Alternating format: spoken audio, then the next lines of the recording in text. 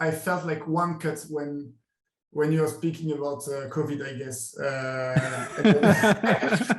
and then it jumps forward. And, I think this is going in, by the way, just what you just said. Hi, everyone. Welcome back to another console series episode. Today, I'm joined by Jean-Michel from France. And yeah, so we're going to talk about curation again, a bit about his work, his life. Hopefully get to know him a bit better. And yeah, so Jean-Michel, tell us, who are you and what brings you to Artano? So yeah, I'm a French CGI artist, and I've been like discovering 3D, I guess, like in 2005. So I've been into CG art for quite a while now, and I've been a CG artist for commercial and movies. Lately, I've also been a teacher. We've opened a school, animation school with some friends in France. But along the way, I've always kept a personal production of digital artworks just for my personal pleasure. And like for the past few years, I start to show them and think a bit more about myself as a CG artist more than before. Cool. So what's your favorite movie or like CGI movie? Well, I don't think I have a favorite CGI movie. Hard, right? Because you're in the field, you're like, yeah. I'm more about traditional animation. I'm big me as a key fan. So I guess the Spirited Away would be my favorite cool animation movies, but it's not CG. yeah. But yeah, I mean, when we're talking about movies, tell me about Orlando Bloom. Oh yeah, that's my favorite actor. Oh, now he is, yeah. Since the thing with the... Yeah, no, I did prefer him before. Okay, no. I mean, okay, so I think people need a backstory for this sure. One, yeah. So Orlando Bloom posted "The Sleeping Lady." That's the name of the piece, right? Yeah. Yes. So it's not, but it has been renamed like that by people. Oh, okay. What's the real name of the piece? The real name is Winter Sleep. Okay. About sleeping, but it has been renamed. I got poisoned, from the social media, like. Yeah. People decided all the way, so they just said it was the Sleeping Lady in Alaska, and it got renamed like that. And now Orlando Bloom was one of the first famous person to reshare the picture with my name on it, because most people were saying it was a real photo of a mountain somewhere, blah blah, and but he was kind enough to mention my name, so it was cool.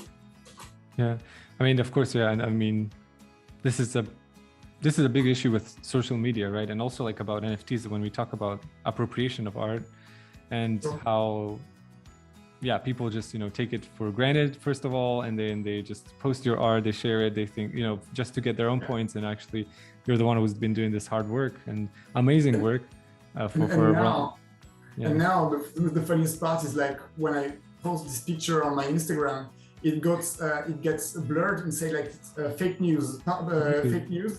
And even on my own page, people. Oh my God! Really? Wow. To display the picture, but it's stupid, but it's funny at the same time, because I believe that hiding something is like the best way to make people want to see it.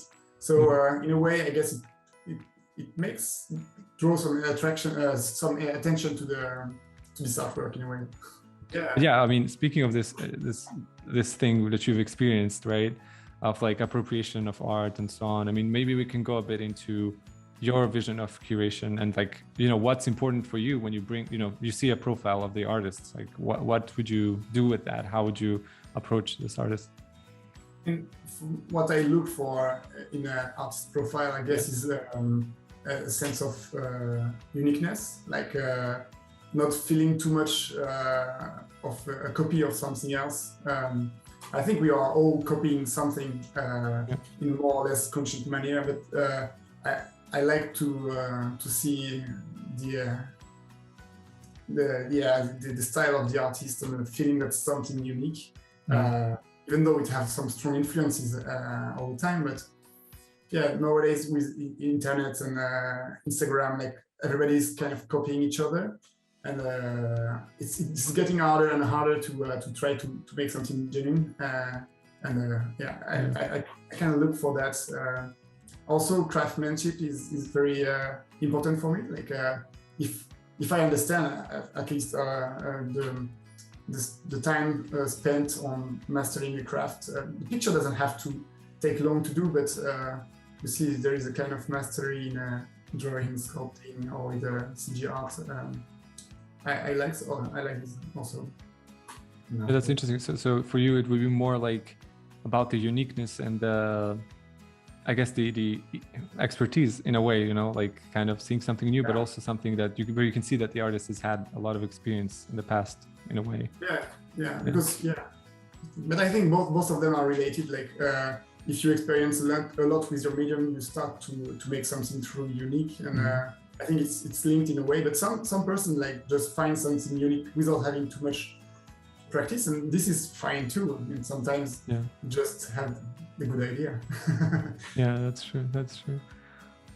So I think we can dive deeper into your art. Like, how would you describe it? You know, like, what would you say are the key features of Jean-Michel art? I like to think of my art research as a link between the traditional art and the digital art.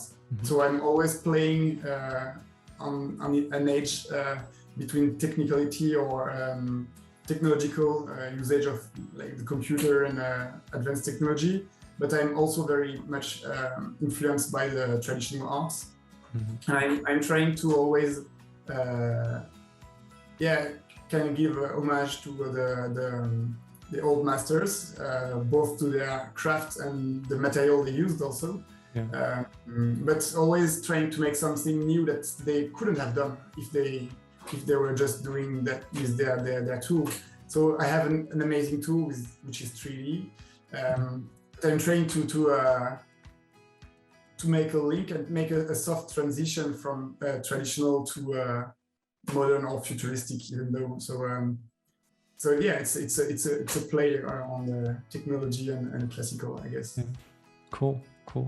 Like, how was growing up for you, or how did you get into the art world? You know, did you have somebody who brought you into it, or?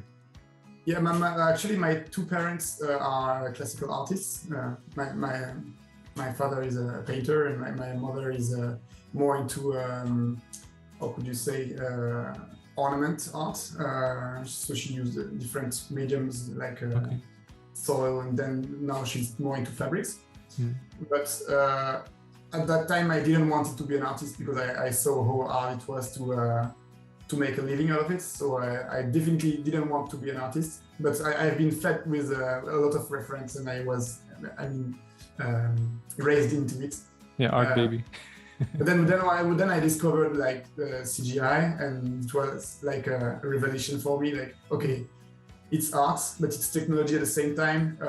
I can do straight art, but I can also be part of a bigger team to work on movies and stuff like that. So I guess it was more reassuring for me to see, okay, it's a tool of today, and I wouldn't be. I can be part of something more safe if I want, but I can also go back to art if I want also. So I guess it's how I get into art, like when I discover the CGI and I say, okay, it's amazing. Because I'm not super patient, and I always wanted to make some small models and stuff like that, but I never had enough paint or enough materials to build the stuff I had in my mind. When I discovered the computer, I said, okay, with just one computer, I can create worlds, and it's amazing. Well, that's really cool. I mean, it gives another dimension, right, to creativity, this digital space. I mean, it's different because I know also traditional artists and digital artists, and it's just like, I think the two worlds are a bit like, sometimes people in the traditional space are a bit like,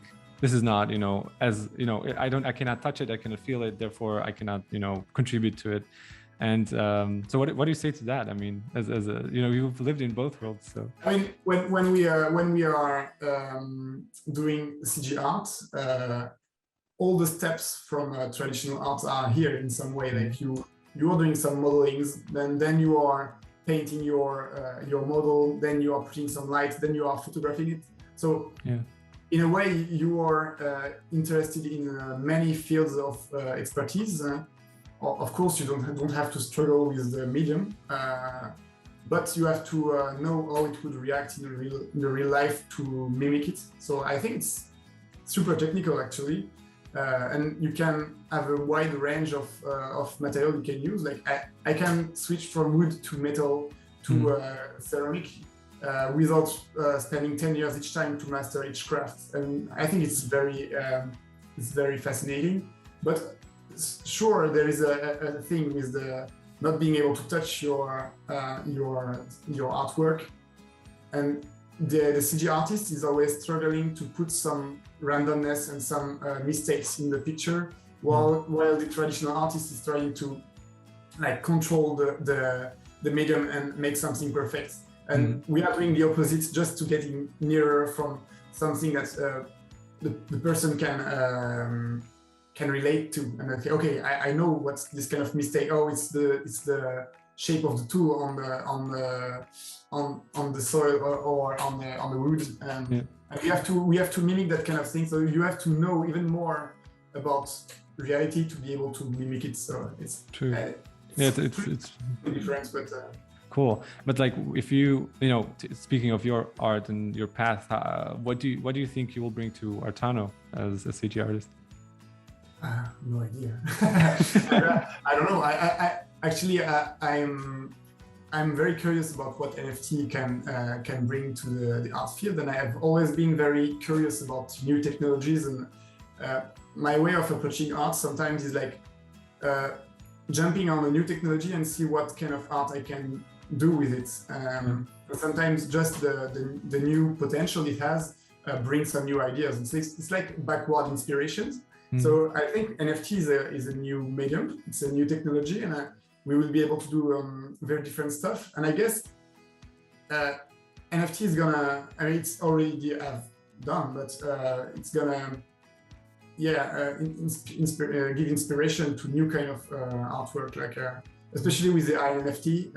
I'm very keen to see what kind of extra tool we're going to be able to embed into the NFT, because I think this is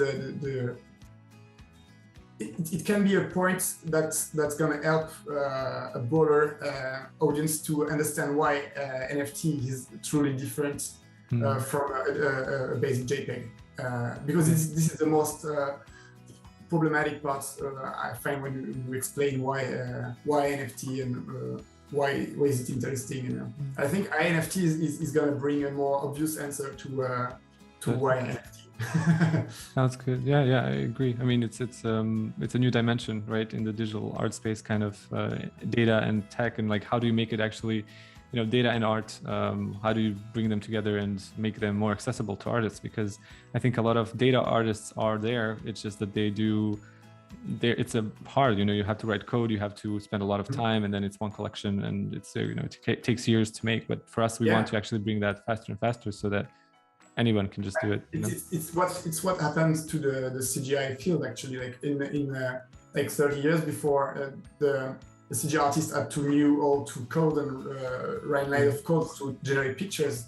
But now there is amazing programs that we can use to make pictures, and the level of quality achieved is much higher now, because people doesn't have to focus that much on the technical side, and they can just focus on what they want to create with it. So I just say like that artists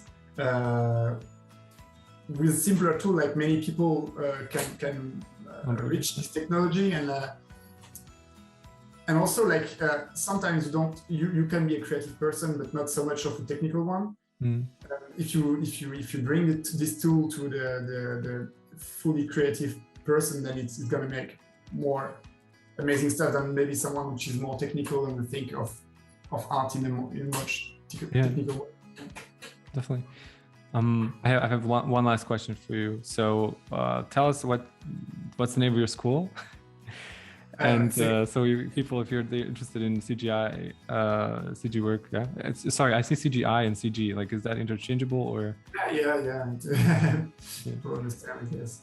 What's the name of the school? Computer generated. It's a creative seeds. So okay, cool. Seeds of creativity, and it's based in France. So if you speak French, for now, I mean, I can give you some English courses, but if you're in France and you're watching this, you know what to do if you're interested in CG work. Cool. Yeah. Okay, that was Jean-Michel. Thank you, Jean-Michel, for being with us. And yeah, it's a pleasure to have you. Yeah, I am so excited for your art and for your artists. And yeah, I'll see you around. I mean, every week in our council meeting. Yeah. Can't wait to see what's next. Yeah. Okay. See you then. You. Bye bye.